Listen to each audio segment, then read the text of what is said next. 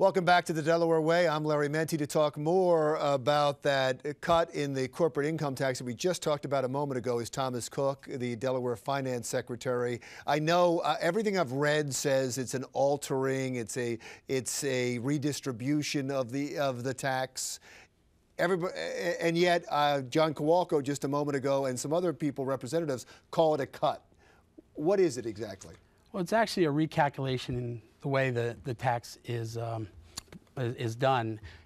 Currently, right now, there was the payroll, property, and sales were the factors that determined what someone's tax bill would be. This focuses just on the sales and removes the payroll and property, thus incentivizing companies to invest in Delaware, put more employees, and increase their footprint in the state.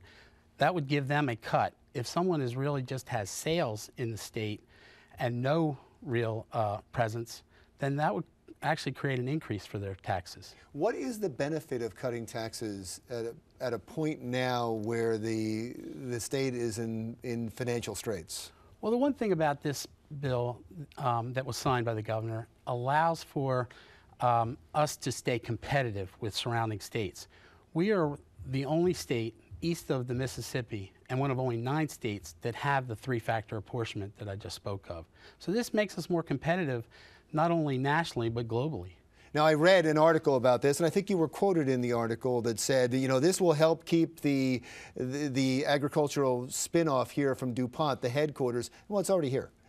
Well, that's just been determined, but I think without the passage of that bill, then we would not have been able to really keep that new unit here in Delaware. I don't even think we would have even been in the running. Does it help at all in trying to keep Chemours here? Oh, absolutely. Absolutely. This is, once again, something that they thought about and came to us and said, you know, this will make a difference in our decision. So let's talk about fantasy sports for a moment. Sure. State after state is looking at the legality of fantasy sports and how to deal with it. Is it gambling, and how do you regulate it? Where are we at with it? So I believe there's about now 30 states that are looking to have introduced some law or bill that would turn around and determine whether or not it's even legal in their state and whether or not they should regulate it. Currently, right now, I'm waiting for an Attorney General's opinion to decide, is it in its current state a legal transaction?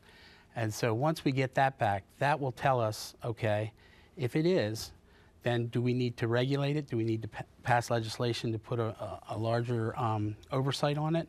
Or if it's not legal, then do we need to pursue that avenue to make it legal? I'm trying to figure out how it could not be gambling.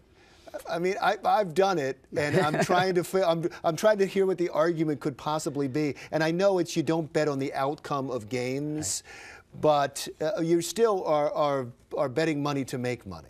I think the real question is, you know, when this was first exempted from the federal law, the thought was this was going to be people sitting around the kitchen table picking Peyton Manning or whoever. This has put a different spin on it, and through registration fees. And so when we get this opinion, I guess we'll figure out where we're headed. Because there's a house, they take a percentage of the bet, and so everything about it, I'm not trying to make a legal argument against them, but everything about it seems to, you know, if it looks like a duck and walks like a duck, it's a duck. It does seem like gambling, but that shouldn't be a problem in this state. It shouldn't be a problem for them to operate here. No, but I think what would have to happen is, just as the sports betting is legal in Delaware, it's because it is run through the lottery office. We actually turn around and pick the sites where those tickets are sold and so forth.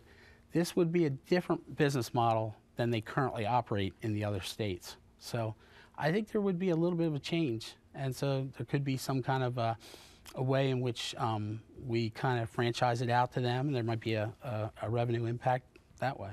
And it'd be revenue for the state of Delaware. Correct. In all of this. I think that's one of the reasons a lot of states are looking at this right now, because there would be revenue, and that's fair. That would be fair, especially if it's gambling and you have to regulate it. Thank you so much, sir. Thank you. I appreciate it. I'd love to know what happens with that. Thomas Cooke is the Delaware Finance Secretary. When we come back, there's a brand new amphitheater coming to the Dover area. It's under construction right now. And listen to this. The people that are building it, almost all of them are veterans and former scouts, because it's going to be used for the scouts. More on that when we come right back.